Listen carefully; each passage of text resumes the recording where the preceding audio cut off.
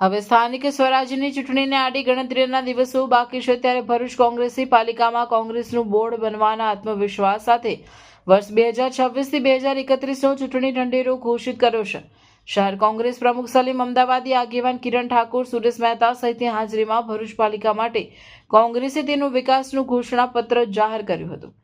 શહેર કોંગ્રેસ પ્રમુખે 30 વર્ષના શાસનમાં આત્મવિશ્વાસમાં રહેલી ભાજપે ક્યારેય ઘોષણાપત્ર જાહેર કર્યું ન હોય। રોડમેપ વગર ભરૂચની પ્રજા ભાજપના શાસનમાં ટ્રાફિક, સફાઈ, ડમ્પિંગ સાઇટ, રોડ, રસ્તા, ડ્રેનેજની સમસ્યાને લઈ ત્રાહીમાં પુકારી ઉઠી હોવાનો પણ આક્ષેપ કરાયો હતો।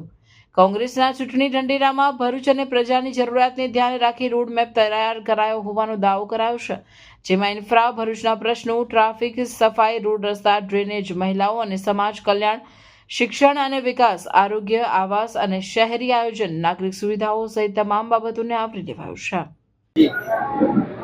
આજરોજ ભરૂચ નગરપાલિકામાં જે સ્થાનિક સ્વરાજ્યની ચૂંટણી આવેલી છે એ બાબતે ભરૂચ કોંગ્રેસ સમિતિ દ્વારા વિકાસનું ઘોષણાપત્ર 2026થી 31 રજૂ કરવામાં આવ્યું છે।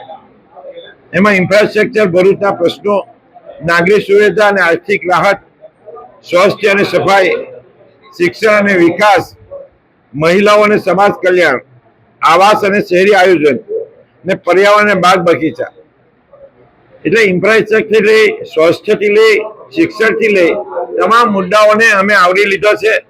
ભારતીય જનતા પાર્ટીનું જે 30 વર્ષનું શાસન છે તેમાં મને લાગે છે કે કોઈ વખત આ લોકોએ ઘોષણાપત્ર આપ્યું નથી।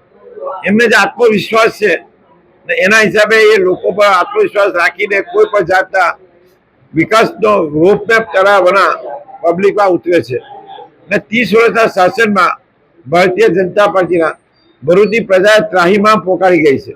ટ્રાફિકની સમસ્યા હોય, સાફ સફાઈની સમસ્યા હોય, ડમ્પિંગ સાઇટની પ્રશ્નો હોય, એવા ઘણા પ્રશ્નો છે।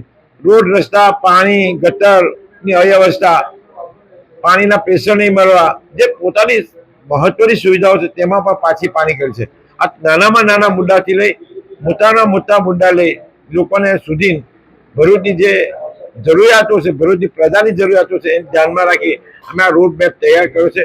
અમને આશા છે કે આવનાર સમયમાં ભારતીય જનતા પાર્ટીની હાર નક્કી છે। કોંગ્રેસ બોર્ડ બનાવીને આજે અમે રોડ મેપ નક્કી કર્યું છે, એના અનુસંધાન કોંગ્રેસના લોકોને, ભરૂચની પ્રજાને સારો એવો વહીવટ મળે એ બાબતે અમારા તમામ પ્રયત્નો રહેશે।